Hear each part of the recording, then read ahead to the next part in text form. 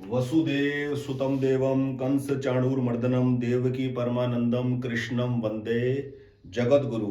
जय श्री कृष्ण। सर्वे भवन्तु सुखिन। Friends, welcome. आज की इस वीडियो में हम बात करेंगे प्रारब्ध क्या है, कर्म क्या है, हम कैसा कर्म करें और रतन ज्योतिष की हमारे लिए क्या इंपॉर्टेंस है। इस विषय के ऊपर मैं पहले भी वीडियो बना चुका हूं, पर आज फिर कुछ नए भाव आ रहे हैं, कुछ और नया बोलने का मन कर रहा है, तो आज इसी टॉपिक के ऊपर दोबारा बात करते हैं। रतन ज्योतिष की क्या इंपॉर्टेंस है, कितनी मात्रा में हमें इसको अपनाना चाहिए और कर्म कितने प्रकार का होता है। मेन ये है, इस रिदम को अगर हमने मेंटेन कर लिया, जान लिया, बहुत बड़ी हेल्प मिलेगी। बड़ी किस्मत से, भाग्य से ये बातें जानने को मिलती है और सुनने को मिलती है। मैं अपने आप को बड़ा भाग्यशाली मानता हूं कि मुझे इन बातों के बारे में परमात्मा ने बता दिया। तो चलिए, आप अपने आप को देखेंगे कि आप कर्म की किन तीन कैटेगरी में से किसी एक कैटेगरी में है इस वीडियो के अंदर। ठीक है, मैं बताऊंगा इस वीडियो में कर्म तीन प्रकार के, कौन से तीन कर्म की कैटेगरीज होती है, हम किस में फॉल करते हैं और हमारी सिचुएशन किस में है, ये आप तय करेंगे खुद। सबसे पहले बात करते हैं प्रारब्ध की। प्रारब्ध है, पिछले जन्म में जब मेरे इस स्थूल शरीर की मृत्यु हुई, जब इस स्थूल शरीर का नाश हुआ, तो कितने ही अच्छे कर्म किए हुए थे, पहले बुरे कर्म किए हुए थे, कितनी इच्छाएं पूरी हो गई थी, कितनी इच्छाएं अधूरी थी। उस सब पूंजी को लेकर कॉस्मिक लॉ ने, ब्रह्मांडीय विधान ने, ईश्वर के विधान ने फिर एक नए जन्म में धकेल दिया। क्योंकि कॉस्मिक लॉ के हिसाब से पिछले जन्म में जब इस स्थूल शरीर की मृत्यु हुई, तो जरूर एलिजिबिलिटी क्राइटेरिया के अंदर मैं फिट नहीं होता हूंगा, तो मोक्ष नहीं हुआ, जन्म मरण के बंधनों से रहत नहीं हो सका। तो परमात्मा ने फिर दोबारा से उस स्थूल शरीर को, कारण शरीर को, जो रह गया था, जिसके अंदर अच्छे किए कर्म, बुरे किए कर्म, इच्छाओं की पूर्ति, इच्छाओं का अधूरापन, उन सब का बायस जो है, उसका जो स्टोरेज है वो रह गया। उसको लेकर ब्रह्मांडीय विधान ने फिर अगले एक जन्म के लिए आगे धकेल दिया। और ये बहुत बड़ा प्रिविलेज है, ये बहुत बड़ा प्रिविलेज है कि परमात्मा ने, ईश्वरीय विधान ने मनुष्य शरीर में ही भेजा। किसी पशु योनि, किसी कीट पतंगा, कीड़े मकोड़े, पशु पक्षी की योनि में नहीं डाला, मनुष्य योनि में डाला। बड़ा ही उद्धार किया। इस योनि के अंदर आने के अंदर एक स्कोप परमात्मा ने फिर प्रायोरिटी पे रखा है, फिर जन्म मरण के बंधनों से मुक्त होने का चांस फिर दोबारा दिया है। ये है प्रारब्ध। तो उस प्रारब्ध के बल पर, उस प्रारब्ध के दम पर, क्या मैंने पिछले जन्म में अच्छे कर्म करे थे, क्या मैंने बुरे कर्म करे थे, उन सब बातों को लेकर भगवान ने एक चांस फिर दे दिया इस जन्म के अंदर। तो ये है प्रारब्ध। क्या मेरी आदतें थी, क्या मेरी स्वभाव था, वो इस जन्म के अंदर निकल कर आएंगी विचारों के रूप में। अब शुरू होता है खेल कर्मों का। जब आदमी जैसे ही कर्म करने के लायक बनता है, तो कर्म के लिए प्रेरित होता है दो चीजों से। संसार का ऐसा कोई भी आदमी नहीं है जो कर्म करे और कहे कि कर्म करने का कोई उद्देश्य नहीं है। हर मनुष्य का कर्म करने का उद्देश्य होता है, और वो उद्देश्य मूल में दो ही होते हैं। पहला आवश्यकता और दूसरी इच्छा। हर इंसान अपने जीवन में कुछ ना कुछ आवश्यकता की पूर्ति करना चाहता है, और हर इंसान अपनी कई इच्छाएं पूरी करना चाहता है। अगर बेसिकली बात करें तो सबसे पहली बात है कि आवश्यकता है रोटी, कपड़ा और मकान। ये सब की आवश्यकता है, और डिजायर है ऐसी रोटी, ऐसा कपड़ा और ऐसा मकान। ये है इच्छा। ये है कर्म करने के लिए प्रेरित करने का मूल कारण। हर इंसान कर्म करता है कुछ ना कुछ कामना को लेकर, कुछ ना कुछ विजन को लेकर, पूर्ति के लिए। ठीक है, अब सारा खेल यहां शुरू होता है। ज्योतिष की जरूरत, रतन ज्योतिष की जरूरत, किसी की सलाह की जरूरत हमें कर्म करने के लिए ही चाहिए होती है कि हम कैसा कर्म करें। ये बेसिक ज्ञान है कि हमें अच्छा ही कर्म करना चाहिए, हमें कोई बुरा कर्म नहीं करना चाहिए। फिजिकली, मेंटली और इमोशनली हमें कोई ऐसा काम नहीं करना चाहिए जिससे हमें खुद को, हमारे परिवार वालों को और समाज में किसी दूसरे व्यक्ति को दुख पहुंचे, वो हर्ट हो, हमारा पर्पस सॉल्व हो जाए और किसी को कोई दुख ना हो। इस प्रकार से हम कर्म करें। पर होता क्या है, हर इंसान अपनी जरूरतों को पूरा करने के लिए, अपनी इच्छाओं को पूरा करने के लिए जो रास्ता अपनाता है, अगर वो रास्ता गलत भी हो, और वो सक्सेस हो जाए, सक्सेस का मतलब कि वो यश और पैसा अर्जित कर जाए, तो दूसरे लोग उसको देखकर प्रेरित हो जाते हैं उसी प्रकार का काम करने के लिए। लेकिन लेकिन होता क्या है, ये बड़ी गहरी बात है, ये बड़ी गहरी बात है, बड़ी किस्मत से सुनने को मिलती है और बड़ी किस्मत से समझने को मिलती है। मैं बड़ा भाग्यशाली अपने को पाता हूं कि इस बात को सुनने का और भगवान ने समझने का कृपा करी है। भगवान से अर्जुन पूछते हैं श्रीमद् भगवत गीता के 3 अध्याय के 36वें श्लोक में, भगवान वो क्या चीज है जिसको जानते हुए भी व्यक्ति पाप रत में इंडल्ज हो जाता है, उतर जाता है। भगवान कहते हैं रजोगुण से उत्पन्न वो काम, रजोगुण से उत्पन्न वो कामना इंसान को पाप कर्म में रत करवाती है। क्या होता है, जब हमारे को अपनी इच्छाओं की पूर्ति करनी होती है ना, तो हम क्या करते हैं, हम किस झांसे में फंस जाते हैं। अरे ये तो चलता ही है, वो आदमी देखो सामने करता है, उसने लोन ले लिया, एक इंडस्ट्री की 4 इंडस्ट्री बना ली और वो लोन से लोन की रीपेमेंट कर देता है। ये सब होता है, ये सब चलता है, it's a part of the life. ऐसे आदमी ना एक विवेक बुद्धि से निर्णय नहीं कर पाता। हमें कॉस्मिक लॉ क्या समझाता है, हम अपने इस जीवन निर्वाह के लिए ना हमेशा सही रास्ता चुने, ईमानदारी का रास्ता चुने, हम ऑनेस्टी को अपनाएं। पर ऑनेस्टी वर्ड सुनते, ईमानदारी वर्ड सुनते बंदा आदमी कहता है तू धक्के ही खाएगा जिंदगी में, तू कुछ कामयाब नहीं हो सकता, ये तो तू ईमानदारी के चक्कर में लग रहा है ना भैया, 2 रोटी तक ही तू रहेगा। ये बातें सुन सुन कर ना हम ऐसे ब्रेन वॉश हमारा हो चुका है कि हम समझ नहीं पाते कि हमारे को कौन सा रास्ता अपनाना है। मैं आपको बताता हूं कौन सा रास्ता अपनाना है। शांत मन से ना बिल्कुल परमात्मा के आश्रय होकर आराम से बैठ जाओ। अब भगवान से ही पूछो कि भगवान आप हमें कोई काम बताओ कि हम अपने जीवन निर्वाह के लिए क्या काम करें। ये काम, ये एक्सरसाइज आप 1 दिन 2 दिन 10 दिन 20 दिन 1 महीना करते रहो आराम से। भगवान से ही पूछो कि भगवान मैं किस डायरेक्शन की तरफ बढ़ूं, आप ही मेरा मार्गदर्शन करो। फिर देखो आपको, और इसको करने के साथ साथ कोई अच्छे अपने रूटीन अपने अपना लो, जैसे अच्छा मीठा मधुर थोड़ा बहुत म्यूजिक सुनना, दान पुण्य करना, ये रूटीन मेंटेन करो। तो आपको अंतर प्रेरणा से आएगा कि जीवन निर्वाह के लिए आपको क्या रास्ता अडॉप्ट करना चाहिए। बस मेरे कहने का मतलब यही है इस वीडियो के अंदर कि कर्म जो करना है ना, किस लिए कर्म करना है, हमें कर्म करने की जरूरत पड़ी किस लिए, कर्म करने की जरूरत इसलिए पड़ी है क्योंकि जीवन के अंदर कर्म करे बिना रहा जा नहीं सकता, मरते दम तक कर्म करना पड़ता है। तो इसलिए कर्म जो है वो सही सात्विक कैटेगरी का चुनना है। 3 तरह के गुण प्रकृति से आते हैं, रजगुण, सतगुण, रजोगुण, तमोगुण। जैसे ही हम रजोगुण के अंदर एंटर करते हैं रिस्क फैक्टर बहुत ज्यादा बढ़ जाता है। जब हम कहते हैं कि देखा जाएगा कर लेंगे, ले लेते हैं, एक लोन ले लिया 1 करोड़ रुपए का, अभी और ले लेते हैं 2-4 करोड़ का लोन और ले लेते हैं, देखेंगे सारा काम हो जाएगा, सारा काम निपट जाएगा। तो उस वक्त हम मार्केट को एनालाइज करना, जिस फील्ड के लिए लोन लिया गया, जिस काम के लिए पर्टिकुलर लोन लिया गया, उसकी प्रॉपर नॉलेज होना। अनसर्टनिटी हमेशा मार्केट के अंदर रहती है, अनसर्टनिटी लाइफ के अंदर हमेशा ही रहती है। तो उस रिस्की जोन के अंदर हम ना उतरे, जानते हुए भी सब कुछ एक सिक्योर स्टेप उठाएं। मेरे कहने का मतलब क्या है, हर व्यक्ति की दौड़, हर इंसान की दौड़ जिंदगी में 3 ही चीजों के लिए है, वस्तु, व्यक्ति, परिस्थिति। वस्तु, व्यक्ति, परिस्थिति को आदमी हासिल करना चाहता है और इच्छाएं क्या होती है, ऐसी वस्तु हो, ऐसा व्यक्ति हो और ऐसी ही परिस्थिति हो, और ये हमेशा बरकरार है। उस दौड़ के अंदर आदमी जब उतरता है ना, तो उन कामनाओं की पूर्ति करने के लिए वो गलत स्टेप उठाने शुरू कर देता है और फिर वो कहता है कि मेरे ग्रह काम नहीं कर रहे। ये ज्ञान नहीं है प्रॉपर। बड़ी सात्विकता से यहाँ रत्न ज्योतिष की हमारे को क्या सहायता मिलती है, ज्योतिष की हमारे को क्या सहायता मिलती है। जन्म कुंडली के अंदर यदि प्लैनेटरी पोजीशन कंफर्ट जोन में नहीं है तो आदमी जीवन के विरुद्ध जो रास्ते होते हैं ना, उनको अपनाने के लिए अग्रसर होता है, उनको अपनाने के लिए एग्री हो जाता है बड़ी आसानी से। विवेक बुद्धि काम नहीं करती। वहीं ज्योतिष का रोल है। अगर प्लैनेटरी पोजीशन कंफर्ट नहीं है, कौन सी प्लैनेटरी पोजीशन, केवल 4 घरों के घर, 4 घरों के 4 भावों के स्वामी ग्रह, लग्न भाव का, सुख भाव का, कर्म भाव का और भाग्य भाव का, ये 4 भावों का जो स्वामी है वो कंफर्ट जोन में होने चाहिए। यदि वो कंफर्ट जोन में नहीं है तो उसकी रेमेडीज करी जाए और उसका रत्न धारण कर लिया जाए। बस इतनी को कोई ज्योतिष की जरूरत है जीवन के अंदर, बस और कुछ जरूरत नहीं है। बस तो कर्म के लिए तो पहली कैटेगरी तो खत्म हुई।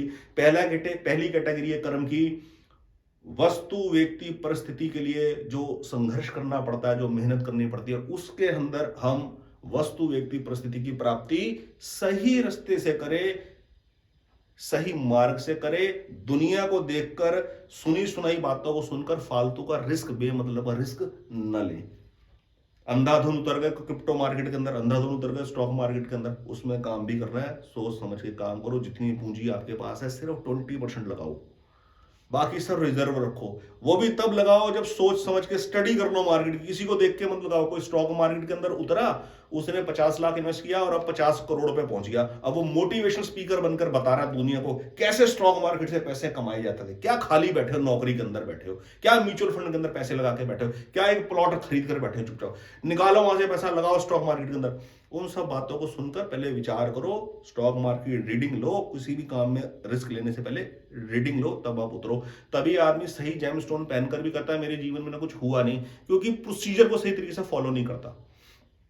ज्योतिष का काम इतना है, जन्म के समय पे जो ग्रह कमजोर स्थिति में था और हमारे लिए आवश्यक था, उसका रत्न धारण कर लिया जाए बस। और अपना पूजा पाठ, नियमित पूजा पाठ, कुल देवता कुल देवी की आराधना पूजा क्या है, सिंपल प्रणामी तो करना, और क्या करना है, कोई बहुत बड़े वो थोड़े ना करने हैं। इष्ट देव की नियमित पूजा, अपना एक रूटीन हैंडल करना, माता पिता की सेवा करना, सात्विकता को अपना के अपने जीवन को आगे बढ़ाना, बस दैट्स इट, और कुछ नहीं करना इसके अलावा। फिर उसके बाद आप, परमात्मा ने हमारे को करोड़पति बनाना है, करोड़पति बनाएंगे, 2 रोटी खाने के लायक रखना है, 2 रोटी खाने के लायक रखें, कोई टेंशन नहीं। ये है जीवन को सही तरीके से चलाने का नियम।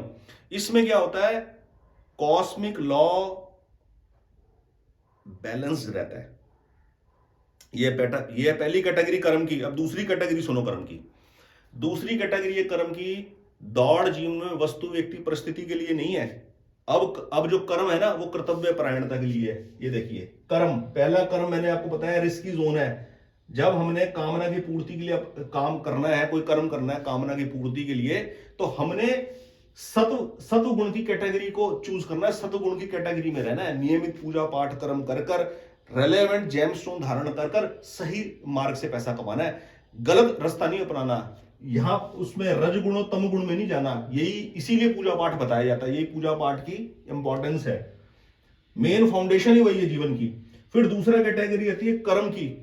पैसे आपने कमा लिए खूब अपने जीवन को निर्वाह करने के लिए, या पैसे आपने नहीं भी कमाए तब भी सामने कर्म ऐसा आ गया कि कर्तव्य परायणता का, रिस्पॉन्सिबिलिटी, कर्तव्य परायणता, इच्छा रहित, कोई इच्छा नहीं है उस कर्म को करने की, मजबूरी है। क्या मजबूरी है, आप जॉब करने हैं, जॉब से इतना पैसा मिलता है कि सिर्फ जीवन का निर्वाह मुश्किल से चलता है। लेकिन अब माता पिता बुजुर्ग हो गए हैं, बुढ़ापे की तरफ आ गए हैं, अब उनका अंतिम समय है, मुझे उनकी सेवा करनी है। तो फ्रस्ट्रेटेड नहीं होना, डरना नहीं है, परमात्मा के सुपुर्द होकर अपनी उस जिम्मेवारी को परमात्मा के चरणों के अंदर डालकर फिर उन भगवान से शक्ति मांगनी है। भगवान मुझे इस स्थिति से आपने निकालना है, मुझे नहीं पता, ठीक है। यहां आप वस्तु व्यक्ति परिस्थिति को हासिल करने के लिए मेहनत नहीं कर रहे, यहां आपका रोल कर्तव्य परायणता का, यहां है कॉस्मिक लॉ का काम। यहां कॉस्मिक लॉ आपको ऑब्जर्व कर रहा है सीसीटीवी कैमरे की तरह। यहां जिंदगी के अंदर किसी सीसीटीवी कैमरे की जरूरत नहीं है, यहां एक एक मूवमेंट, एक एक भाव दिल का रिकॉर्ड हो रहा है, उसी के बेस पे सारी साइकिल चल रही है। लाखों करोड़ों अरबों खरबों साल से जब से ये सृष्टि रची तब से ये जन्म चले जा रहा है। अगर जन्म से मुक्ति हो गई होती, जन्म मरण के बंधनों से मुक्ति हो गई होती, तो आज मैं आपके सामने वीडियो ना बना रहा होता, ठीक है।